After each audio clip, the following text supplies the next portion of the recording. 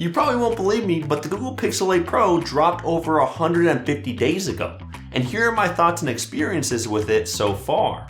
Now, there was a lot of hype surrounding this phone early on, with Google's third iteration of their Tensor processor making its debut along with other updated hardware, camera tweaks, and a collection of new AI features to boot. But now the dust has settled, new updates have been pushed out, and we get to look at this phone in its entirety. The design is something I've always liked. It's familiar, yet different enough to call an upgrade over the 7 Pro, and the clean aesthetic matches that of the software experience. The more rounded corners make it more comfortable to hang on to, and the reintroduction of the frosted matte glass finish is very welcomed and provides a much more premium feel. The signature visor housing the camera components remains a standout look amongst pretty much every other phone in the market, making the phone easily stand out in the wild. As for other hardware items, the haptic feedback continues to be some of the best in any smartphone. The speakers leave a bit to be desired with, since there is a lack of overall balance, especially when compared to other higher end smartphones. And the in-display fingerprint scanner leaves me hoping that Google tries something new and better moving forward, as I do feel that these optical scanners have overstayed their welcome. Albeit not being the worst things ever, and for all intents and purposes, they do get the job done. The display is the best one we've seen yet in a Pixel device thus far. It's a high quality panel that's very smooth, colorful, crisp, and it boasts an impressive 2400 nits peak brightness. This number has since been surpassed on other phone screens like the OnePlus 12, but that doesn't make this display's visibility in bright environments and direct sunlight any less significant. It's still very, very good. Battery life has leveled out, and I'm satisfied with what I'm able to get out of it. I'm comfortably getting around a day's use with around 6.5 hours of screen on time. Your mileage may vary, but in my experience, it's been dependable enough to where I don't have to worry about drainage when I'm out and about, and I'm usually plugging in not too long before I head to bed. Unfortunately, I haven't been able to stretch the battery to the exact lengths that I have with the OnePlus 12 or Galaxy S24 Ultra, but it gets the job done. I'm still hoping that Google finally moves on from those slower wired charging speeds. Yes, 30 watts is an increase from the 23 watts that we had with the 7 Pro, and I get that it's not exactly a huge deal if you're only charging overnight, but for when the phone could use some extra juice for an outing, for example, it would be nice to be able to get a good boost in just a few minutes. Oh well. Now overall, speed and performance has been fine, but to me it should be better than just fine, especially when this phone has a starting price of $1,000. That's $100 more than its predecessor. I admittedly had my hopes up for this SoC being able to, at the very least, hold its own against other high-end chipsets in terms of raw power. Unfortunately, that isn't the case here, and instead, with the Tensor chip, Google has doubled down on its primary focus being AI. Here's the thing though, day-to-day performance hasn't been awful, and I can still easily get done what I need to get done without any hassle. It'll serve most users well. Things like photo processing right after you take a picture, for example, takes its sweet time when it really shouldn't, but it's not the end of the world. You can absolutely run high-end games on this phone, although the experience won't be what you want it to be if you're a hardcore gamer. And power user type usage isn't completely unachievable, but for a $1,000 phone with Pro in its name, you shouldn't have to think twice about thermals, the lack of performance and GPU gains, and whether or not a device is able to powerfully and efficiently keep up with other heavier tasks day in and day out. And more importantly, how this all will affect long-term usage after a couple years. But again, that's not the main draw of this phone, is it? The main draw for this phone lies elsewhere. Now, choosing the right smartphone is important, but your mental health should be a higher priority. And BetterHelp, the sponsor of this video, can help you receive the best online therapy at an affordable cost. Personally, I remember back in high school that I had a tough time communicating with others because I was always worried about what they would think of me. Because of this, I usually ended up isolating myself and constantly turning to my phone for comfort. Plus, even though I was still making YouTube videos, I was still too shy to show my face on camera and let my personality shine. So that's when I decided to give therapy a shot, and let me tell you, it completely changed my life. The therapist gave me the tools I needed to break out of my shell and develop better communication skills. I'm sure that if you're facing something similar or have other mental insecurities, BetterHelp can do the same thing and help you find the best therapist at an affordable rate from the comforts of your home. On their website or app, which I'll link down below, you just answer a few questions and they'll instantly match you up with a licensed therapist. It's that easy. Plus, you can reach them in various ways, including through messaging, phone calls, or video chat on your own time. The best part is that if you're not finding your therapist to be a good fit, you can easily switch to another one at any time with no additional cost or strings attached.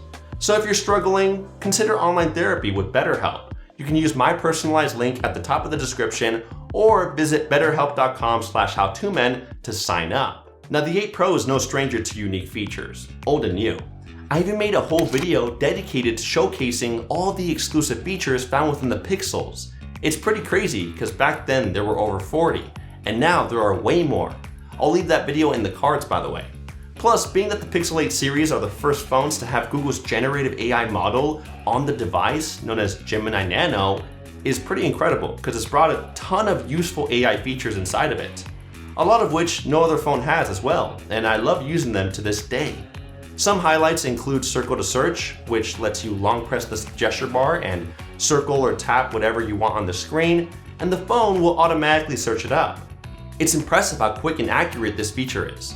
I might spot a piece of clothing, a piece of furniture, a car, a piece of tech, just about anything that catches my eye, and I don't immediately know the name of it, and boom, I can find it in just a few seconds.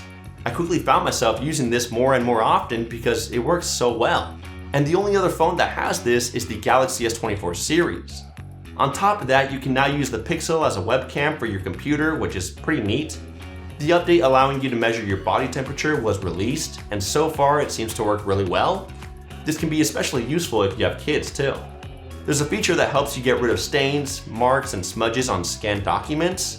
The Video Boost feature finally came out as well. It's basically night sight for video, where it'll improve the detail, coloring, shadows, etc., while also decreasing things like noise and improving the stabilization.